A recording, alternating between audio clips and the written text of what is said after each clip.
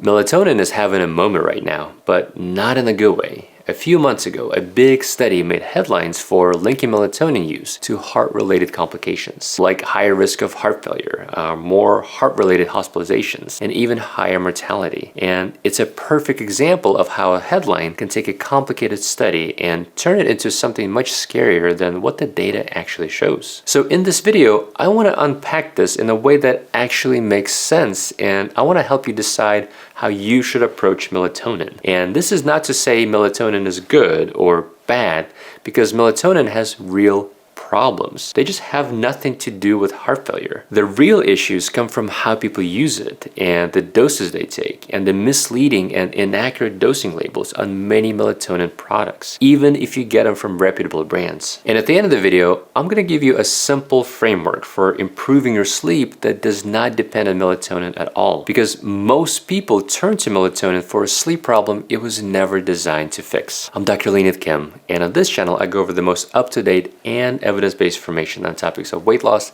metabolic health, and longevity. Let's get into it. Now, let's talk about the study that made the headlines, because on the surface, it looks pretty worrisome. So the researchers pulled 5 years of electronic health records, and they look at the data from more than 130,000 adults. And what they found was, in the people who had melatonin recorded in their medical chart, well, that group had an 89% higher risk of heart failure. And that group also had a 3-fold increase in heart-related hospitalization. And they had double the risk of all-cause mortality, which means death from any cause. But here's the problem. This was an observational study. And as we always talk about, an observational study cannot prove causation.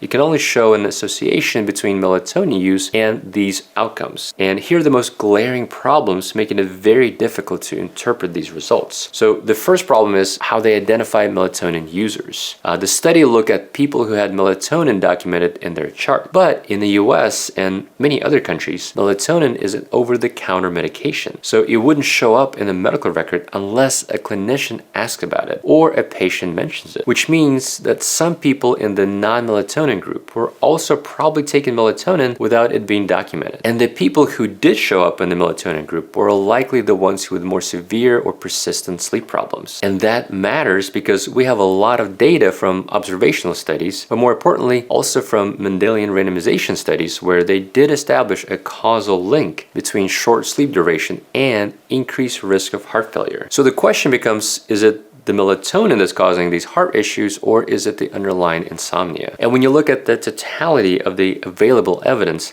well, melatonin looks more like an innocent bystander. It's a marker that someone has poor sleep, but probably not the cause of their problems. And we see this clearly when we look at the randomized control trials. There was a recent systematic review and meta-analysis of 4 randomized control trials in patients with heart failure. And in those trials, melatonin did not harm the heart. It actually improved the quality of life and functional status. And people taking melatonin also had less fatigue, and they showed improvements in their markers related to their heart failure. Now let's shift to the part of the melatonin story that almost never makes the headlines. But this particular problem is why I rarely recommend melatonin to my patients. The biggest problem is the dosing. And the first part is simple. Most people take way too much melatonin. Our brains naturally produce about 20 to 40 micrograms of melatonin per night. Not milligrams, micrograms. But most products, at least in the US, come in the doses of 3 milligrams or 5 milligrams or even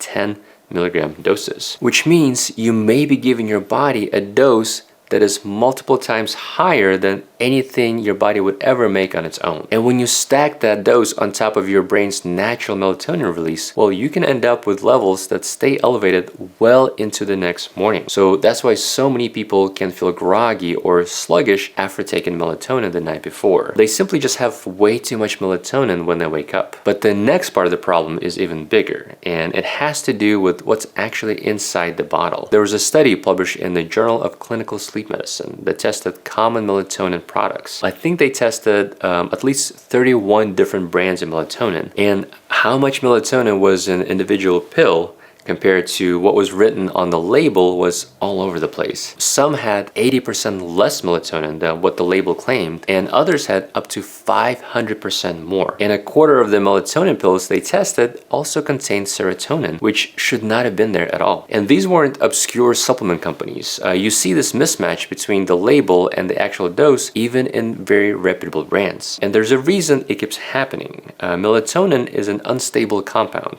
and it tends to degrade and break down over time. So the potency slowly drops as the bottle sits on the shelf. And the current US regulations require supplements to deliver at least the labeled dose by the expiration date, which is usually 2 to 3 years after manufacturing. So the brands that are trying to stay compliant with the regulations often add extra melatonin at the start to make sure that the product still meets the label years later. And in real life, that means if a bottle says it contains 5 milligrams of melatonin, a freshly produced pill might actually have 7 or 8 or even 9 milligrams of melatonin. Now, this higher dose gradually decreases over its shelf life and eventually lands on the correct 5 milligram dose near the expiration date. So the problem that we're running into is most people are already taking doses far higher than what the brain naturally produces, and on top of that, the actual dose in a pill can vary from bottle to bottle. And all of this makes it very hard for your body to respond in a predictable and consistent way. Which brings me to the last major reason I don't typically recommend melatonin as a long-term treatment for insomnia. Melatonin is a hormone, but it's not a sleep hormone the way most people imagine.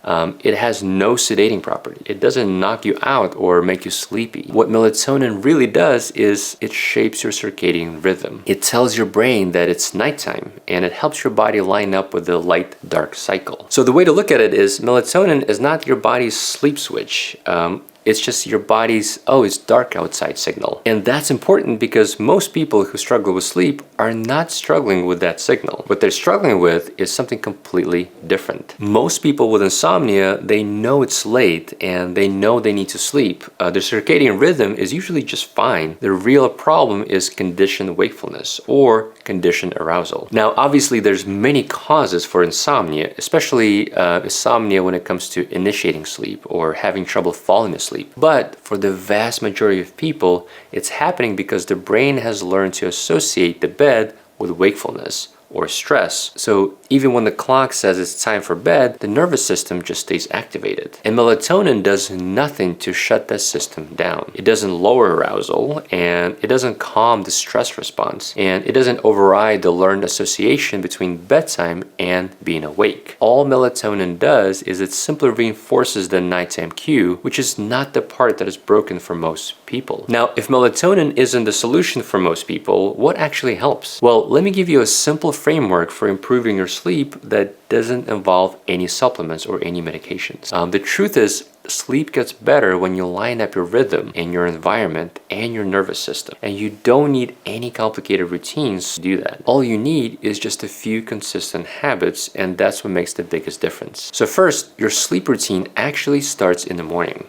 It helps to wake up at the same time every day, even on weekends. Now, ideally, we go to bed and wake up at the same time, but we can't always control when we fall asleep, but we can control when we get up. And a consistent wake-up time basically anchors your entire circadian rhythm. And as you wake up, you need to get outdoor light within the first 30 minutes of the day. Morning sunlight shuts off melatonin production, and it resets your clock, and it sets the timing for the next night's sleep. Your indoor lighting is just not strong enough to do the job. And if you're waking up before sunrise, well then I would talk to your doctor about a light therapy lamp that has brightness of at least 10,000 lux. Next, as you go through your day, I would avoid caffeine at least 12 hours before bed. Caffeine has a pretty long half-life, so if you drink it past noon, a lot of it will still be floating around in your system when it's time to sleep. And I would also be careful with alcohol, because alcohol disrupts the quality of your sleep. And it does so by fragmenting your sleep and increasing nighttime awakenings. And it also increases your nighttime urination. So alcohol can make you feel drowsy,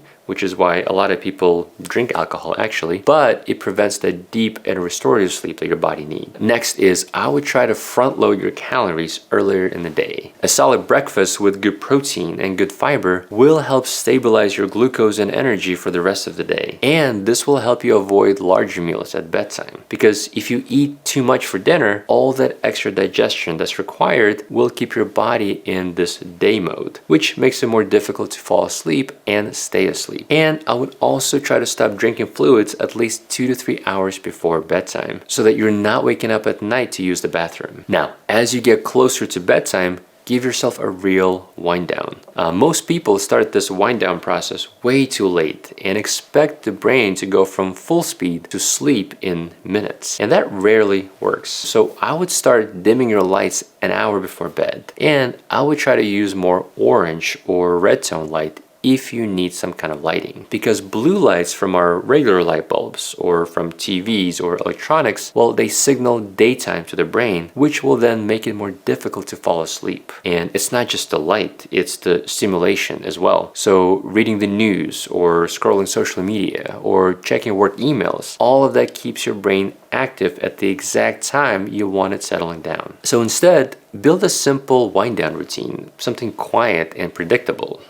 So things like light stretching or slow breathing or meditation. You can even read a paper book, anything that signals to your brain that your day is ending. And if your mind tends to race at night, this is a good time to write things down. You can keep a journal where you just jot down a list of worries or a short plan for tomorrow. Another good exercise is writing down 3 good things that happened to you today. Putting your thoughts on paper helps your brain stop rehearsing them when you're trying to fall asleep. And another thing that can be part of your routine is a warm shower or a bath about an hour before bed. That will raise your core body temperature, and the cooling that happens afterwards tricks your brain into falling asleep faster. It's a small cue, but it works with your physiology, not against it. And then try to keep your bedroom cool and dark and quiet. It's all about sleep associations and minimal distractions. So you'll want your brain to associate your bed with sleep and nothing else. Now, if you follow all these steps, that will work far better than any supplement or medication. And I realize this may require quite a few changes to your normal routine,